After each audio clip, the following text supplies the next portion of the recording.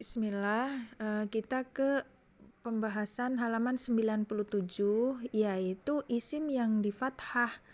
Berikutnya adalah mustasna. Ya, ini adalah tentang bab pengecualian ya. Di sini mustasna adalah isim nasab, isim yang di fathah yang jatuh setelah alat-alat pengecualian ya. Di sini contohnya akal tul fawakiha illa tufaha ya. Aku telah makan buah-buahan kecuali apel. Nah, apel di sini adalah namanya mustasna karena setelah alat istisna atau alat pengecualian yaitu illa, kecuali apel gitu kan. Ya, jadi ini yang disebut mustasnanya ini ya. Nah, lalu adapun macam-macam alat istisna, alat pengecualian itu ada 6 di sini. Ada illa, lalu ada ghairo dan siwa, ini ada rumus, satu rumus nanti. Lalu ada hasya dan khola, ini satu rumus. Ya, lalu mustasna dengan illa ada 3 hukum. Ya, ini sekarang kita bahas yang illa dulu. Ya, khusus illa. 1, wajib fathah ya.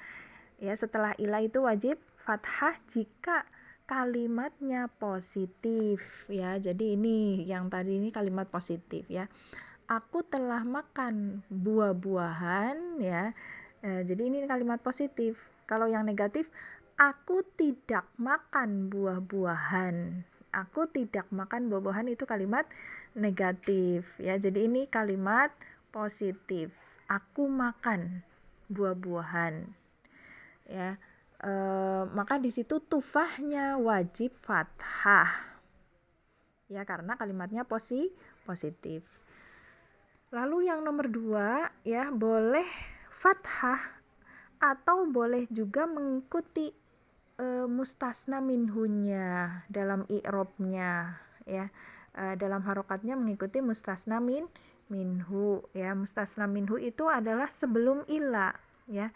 Ini contohnya ya. Jadi sebelum illa adalah ahadun di sini. Jadi ahadun adalah mustasna minhu.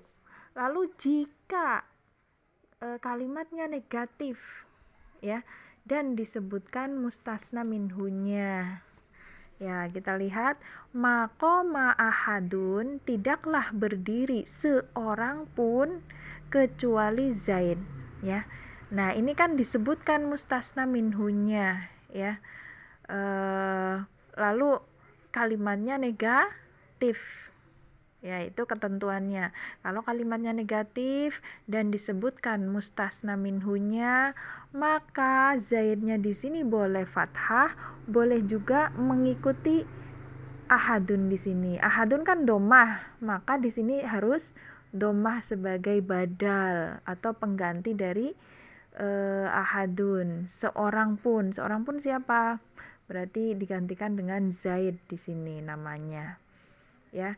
Karena ahadun di situ sebagai fa'il, maka domah ya. Tidaklah berdiri seorang pun. Nah, seorang pun kan sebagai pelaku atau namanya fa'il, dia harus domah. Maka zaid di sini mengikuti harokat domah di sini, zaidun jadinya ya.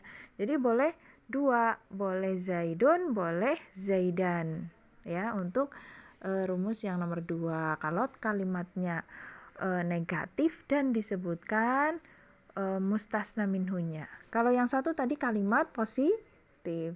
Nah, lalu bedanya dengan nomor 3 apa? Nah, nomor 3 dibaca menurut jabatannya atau i'robnya. Ya, apabila kalamnya negatif ya. Dan mustasna minhu tidak, ada tidak di sini. Tidak disebutkan. Kita lihat contohnya ya. Ini hampir mirip dengan ini. Bedanya kalau ini ahadunnya disebutkan, kalau di sini nggak ada ahadun. Nah, itu bedanya. Ya, jadi mustasna minhu nggak disebutkan di sini. Harusnya kan maqama ahadun gitu kan. Nah, ahadunnya di sini dibuang. Maka dia masuk ke rumus 3. Ya, dibaca menurut jabatannya. Tadi kan di sini ahadunnya kan sebagai fa'il atau pelaku ya ini kan. Nah, maka di sini Zaidnya dia ikut sebagai pelaku juga di domah jadinya. Berarti yang ini kan. Gitu ya. Jadi kalau mustasna minhu tidak disebutkan, berarti dia pakainya yang ini saja. Ya, nggak fathah dia, tapi dia mengikuti ahadun. Ya. Di sini soalnya di sini ada al-haqqo, dia fathah. Jadi nggak harus domah terus. Tergantung di sini dia sebagai apa. Ya. Mustasna minhu yang tidak disebutkan dia sebagai apa di sini. Ya.